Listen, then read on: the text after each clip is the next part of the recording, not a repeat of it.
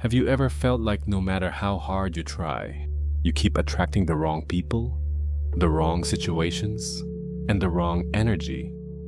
It's not your luck. It's not the universe punishing you. It's something much simpler and far more powerful. And once you see it, you'll never go back. Stay with me. Welcome to the Inner Peace Project. Today, we're going to uncover the invisible force that's shaping your reality and how to shift it. In Buddhist philosophy, the outer world is a reflection of the inner world. Just like a mirror doesn't lie, your experiences reflect your state of mind. If you're radiating fear, doubt, or restlessness, what kind of energy do you think you'll attract? When the mind is still, the reflection is clear. But when it's turbulent, nothing makes sense. And here's the truth most people miss. It's not about what you want. It's about what you are. Here's what's silently attracting the wrong energy. Attachment. We cling to outcomes. We grip onto expectations.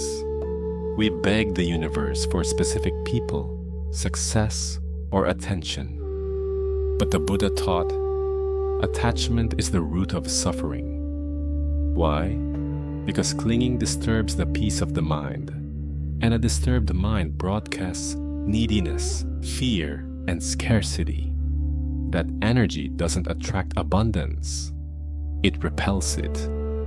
Quick, relatable example. You text someone, they don't reply, you spiral. The problem isn't the silence. The problem is the story you told yourself about that silence.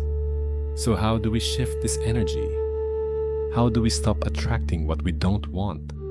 Step 1. Pause. Don't react. Observe. Just like a monk watches his thoughts float by like clouds. When you pause, you break the cycle of unconscious attraction. Step 2. Detach with awareness. You don't have to stop caring. You just stop gripping. Trust that what's meant for you will flow naturally.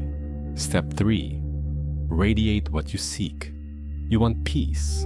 Be peaceful. You want love. Be loving. You want abundance. Appreciate what you already have. This is not just spiritual poetry. This is energetic alignment. When you shift your internal frequency, the external world starts to match it.